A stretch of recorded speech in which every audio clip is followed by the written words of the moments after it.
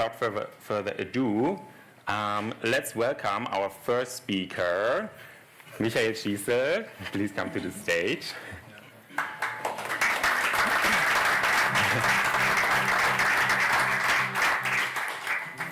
No, you're starting from the audience. Okay. Yeah, I guess that will work too. Just a couple of words about Michael, maybe. It is our MEMEX tradition that, of course, Michael will open and hold the first talk. It's good. I would say we're looking forward to a very inspirational presentation. And Michael and band, please take the stage.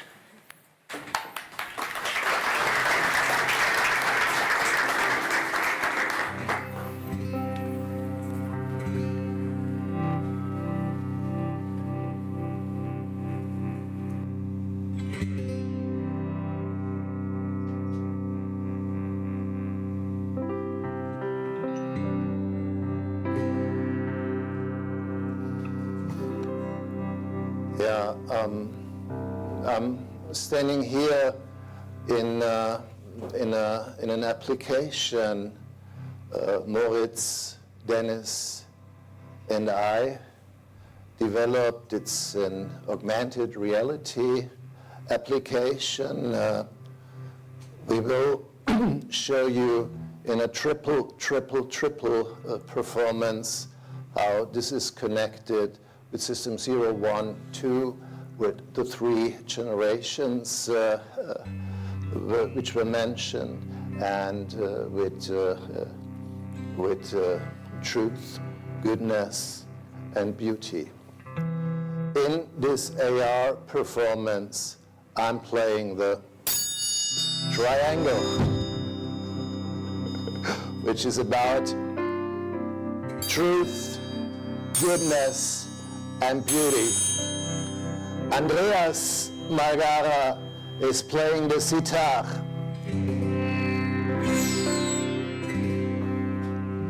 Markus Sendlinger is playing the guitar. And Audiris Ahmad is playing the keyboard. And I'm standing here in the middle, what Jan Philipp Goertz called the System X, the point of the existence, a point of existence which the first German female philosopher, Edith Stein, called the heart. The heart. So my heart is overflowing of joy today because of you who came, and because of the superb I2 top team. And Edith Stein, in her book Empathy, is following up that the heart is the center of the Seele, the Geist, and the Leib. And these three things could be connected with our origin. So in a way, our origin is connected with the Seele insofar that we started at I2 with a big passion for science. And that's how we look like. Look how beautiful, and you're still beautiful today. So Sabrina, Andreas, Philip, Friedrich, George, Julia, Thomas, so many. Liane is also here. We started I2. And we had an intense source of inspiration coming, for instance, from Dr. Sigmund Freud, you see here. And Freud's notion of the unconscious is still so important. So there's something beyond us, there's something in us, which is in a way not us. It's the it. We preferred not to follow his very materialistic view. We preferred to follow the language explanation of Freud, the French psychoanalytic Jacques Lacan was doing with the desire, with the désir. Le désir est le désir de l'autre. The desire is the desire of the other, Lacan said. And that was a big inspiration. luckily, from the United States of America, we received the tools. And like Mazarine Banashi, she was giving us these tools.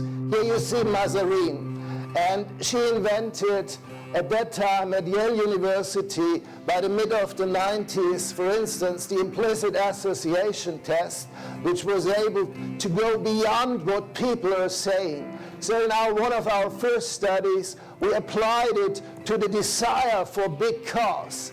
And if we had researched big cars in Germany, the German students told us on an attitudinal level, Volkswagen is very good. Volkswagen, we prefer. But we found that all their reactions had been much faster, much more positive, much more enriched towards the Mercedes. So I dare to say their desire is for the Mercedes. That's how we started, with the implicit, with the system one. And we started, well, with a thing which is connected with science, and I think we could still grasp it with truth. And, well, truth is important.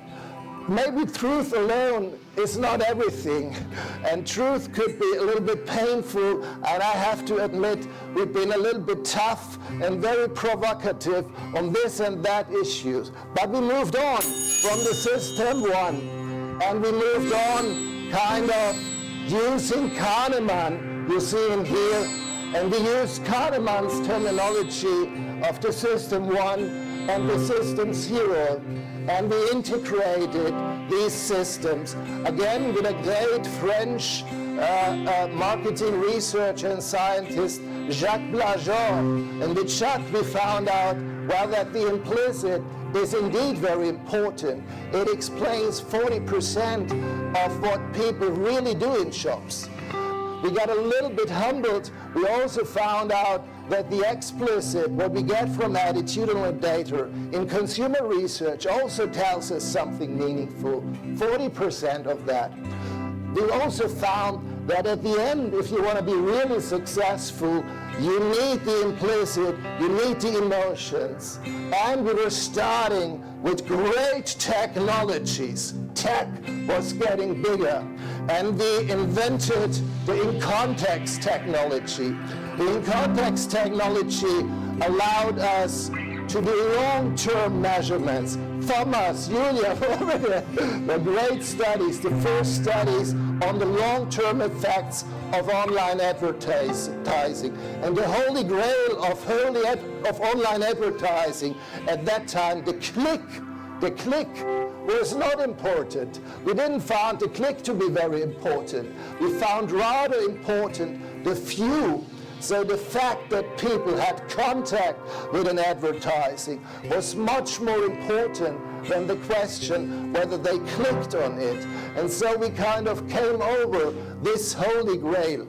And from this second wave of I-Square, which I hope was connected with the good things, the good technologies we brought, we moved on to a third thing, very specially, Anne Treisman. You see here on this wonderful picture, Anne Treisman has inspired us. Moritz Matten basically found out that Anne Treisman had been the wife of Kahneman for a while, so they were together.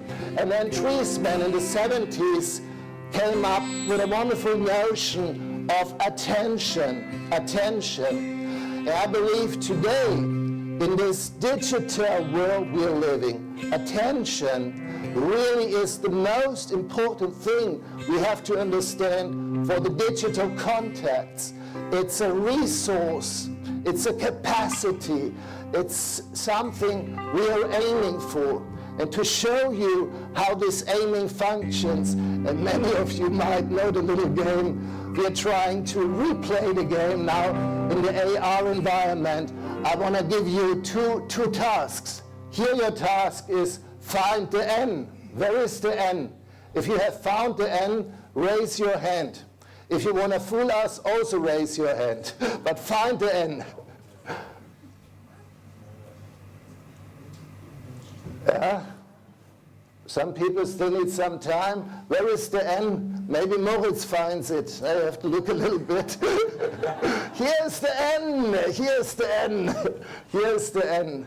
So a little bit of difficult task. Let's give you a second task on the other side.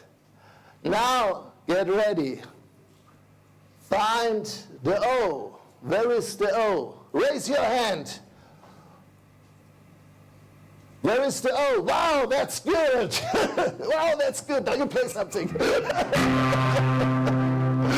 And so this is the notion of the attention. And the attention, as said, is, from my understanding, so important, because if we go behind this, what could be considered the digital screen, which is kind of the digital moment we perceive it, there are very big technologies driving it. There is, for instance, the total connectivity. All things are getting connected. There is coming up what could be called extended reality, XR. So we soon see new devices. We don't know how early they come. Will AR presentations soon be in all conferences? We don't know, but surely something like this will come. And the third big thing we all know and we are all concerned with at the moment is AI. Artificial intelligence. So these big streams of technology, they kind of are on the side of the stream. And everything which comes to the system zero, Edith Stein might call the Leib, the body, everything which is in our senses is determined by these technologies. So all our senses are part of the screen which is coming from technologies. And Friedrich Kittler, who was also inspiring us, and he is with a sculpture behind our dearest speaker here. Friedrich Kittler said, the digital is command and conquer. It's a command and conquer technology. And command and conquer means that we are also free. Because if it's the nature that the digital is command and conquer, we could do command and conquer. And command and conquer on our side means that we could do creativity, that we could do connectivity with the digital. The digital itself is something which is malleable. So if the digital stream is there, we could take the digital stream and mirror the stream, and we could play in the stream with big creativity. At iSquare, now in the third wave, we are striving towards that. Our buzzwords are, for instance, Schiessl, Friedrich will talk about, smart eye tracking algorithms. Schiessl is born. So we take the whole machinery from Vannevar Bush, which you see here, and put it, for instance, into the digital experience sandbox. And in this sandbox, we could play around with this seal. So we could do the command and conquer and change the digital to the people. It's very easy to work with websites, to change them, to assess eye tracking analysis, to assess the whole human experience. So even if the digital is command and conquer, at the end it's about creativity, and at the end it's about connections. So we don't have to be, certainly there is the possibility, if we look down, then we could see hell. Certainly hell is a possibility, like the paperclip AI, like the war and all the other things. But I rather think we could look up kind of and use all the things also we know from, like positive psychology, like the PERMA model, positive emotions, engagements, relations, all these things we could look up and see in a way a great heaven which comes from the joy and from the possibility of this enormous creativity we have in the human experience research. And that's what we love at iSquare, that this kind of positive design helps us. And I'm ending every time with the same picture of our unknown colleague who tattooed Our Lady of Guadalupe on his neck, on his shoulder. Thank you so much for listening to us. That's it. We play one more song.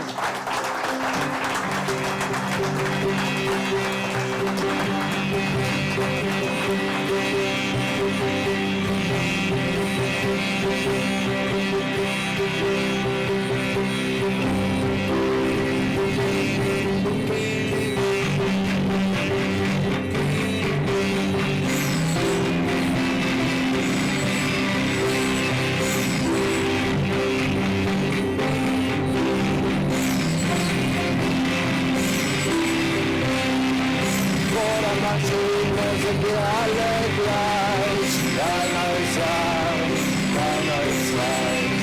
Vor der Maschine sind wir alle gleich, keiner ist reich, keiner ist reich. She has eyes, but she can see. She has eyes, but she can see. Vor der Maschine sind wir alle gleich. Alles muss in ihre Daten rein. Vor der Maschine sind wir alle gleich. Alles muss in ihre Daten rein. She has ears, but she can hear. She has ears, but she can hear. She has ears, but she can hear. She has ears, but she can hear. Vor der Maschine sind wir alle groß, wir kommen aus der Atemstoß. Vor der Maschine sind wir alle groß, wir kommen aus der Atemstoß. She has hands that she can touch. She has hands that she can touch. She has hands that she can touch. She has hands that she can touch.